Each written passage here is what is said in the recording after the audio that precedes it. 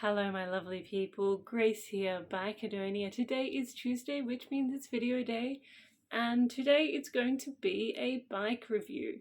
Now, this bike review is a little bit of a throwback to the days before I learned the lesson the hard way that one should never ever really try to ride around the limitations of bad tires. These days I'm like, I'm just going to go to the tyre shop, I'm going to mortgage a kidney, and I'm going to get decent rubber. But I wasn't always like that. Here is me, pleased out of my skull that I get to ride any bike at all. And you know what? I'm actually not sure how much it's changed. So let's take a little trip back in time, not only to my own era of imprudence, but to 2011 when they made this particular model of CBR150. Alright, so it's a CBR150, so we're already managing our expectations here. We are not talking one of the cracking two-stroke 150s that Honda put out in the 80s and 90s.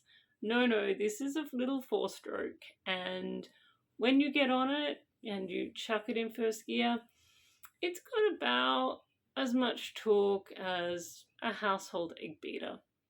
But that might be unfair to household egg beaters. Anyway.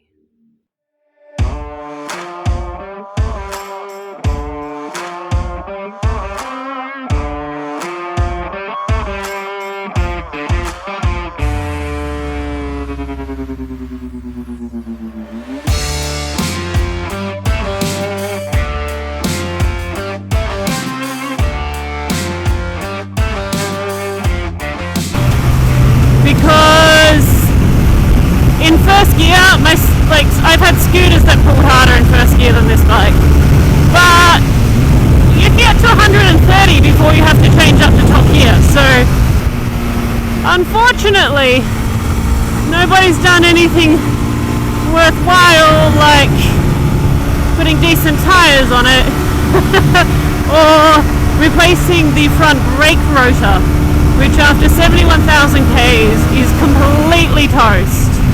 It's completely striated, rippling like a waffle. So needless to say, the bike doesn't stop very well. So, as my mother would say, beggars can't be choosers. And as you can see, I'm not quite dead yet. So I am learning to ride around the limitations of this little bike, and I'm gonna see how much fun I can have.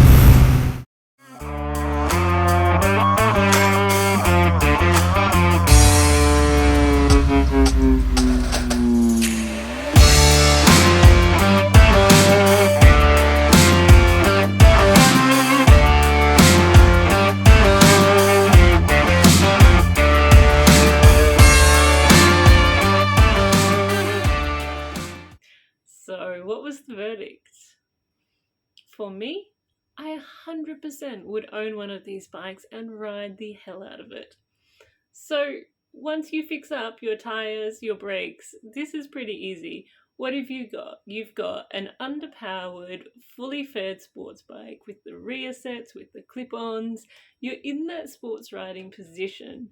You've got the idea that you want to go fast. You only have 150 cc's and you have no torque. And you have no technology. This bike is going to do absolutely nothing for you. It's not like getting on a BMW, which has got all of this built-in technology, which is designed to save you from your stupid self. This bike does nothing for you, and it also doesn't do much for you when you're trying to overtake. So, it's a challenge. This bike is a challenge, and it is so much fun. And I am a huge fan of you start off on the smaller cc bikes, you start off on the dirt bikes, you start off on something that doesn't scare the hell out of you, and when you master that, then you've got some skills to step up. And I will be the first person to admit that I rode this little bike way, way harder and probably a lot better than I ride my CBR 650 now. Because the CBR has enough power to scare me. People say to me, they're like, "How fast does your motorbike go?" And I say to them, "I don't know. I can tell them how fast I've gone on it, but I don't know how fast it goes because I've never been in a place where I was game enough to try it." And not to forget one of the primary characteristics of this bike, which is that it's so cheap, it's almost free. If you want to have a bike that you're going to learn to ride the hell out of, and maybe you even want to track it, maybe you want to take it on the go-kart track and really push the envelope, well, this is the bike for it. Or it's nearly the bike for it. I have to confess that I have recently fallen in love with the NSR 150.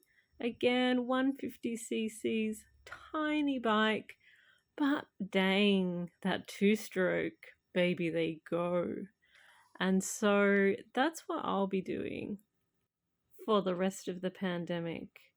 I'll be falling in love with 150cc two strokes and seeing just how much trouble I can get myself into. Anyway, guys, get out there, enjoy your motorbike, whichever motorbike you have, ride it hard, ride it properly, and have fun.